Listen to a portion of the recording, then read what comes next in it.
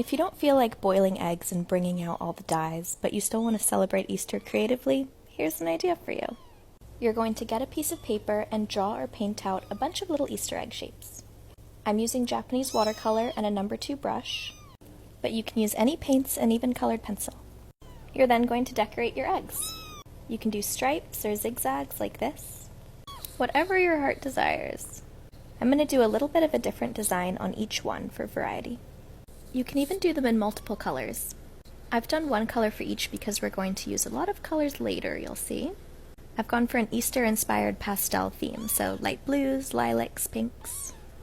Any pretty color that is soft and gentle has made the cut.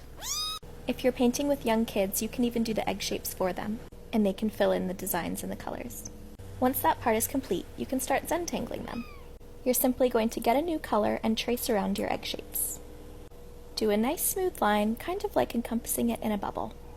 For this first layer, I'm going to use all the same colors I used for my actual eggs. This is going to build a nice consistent core that we're then going to add to with new colors such as light green. So once the first layer is done, you're just going to do the exact same thing with another layer. Here you can introduce new colors if you'd like. You can also just alternate, so I would do blue, pink, blue, pink, blue, pink.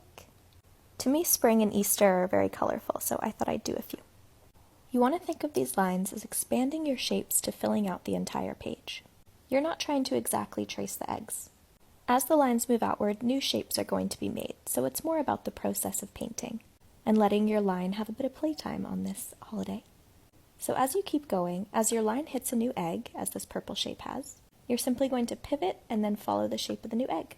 Eventually, as these start to come together, we're going to start creating some pretty funky negative spaces, like this one that we're filling in with light green. When we come across these, we basically just want to create inlines of them until they disappear, the same way we did outlines of the eggs. If you're a little cat, you might find this very interesting to look at.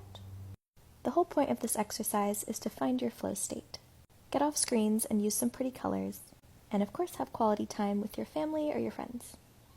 And at the end, you get a very cute little art piece.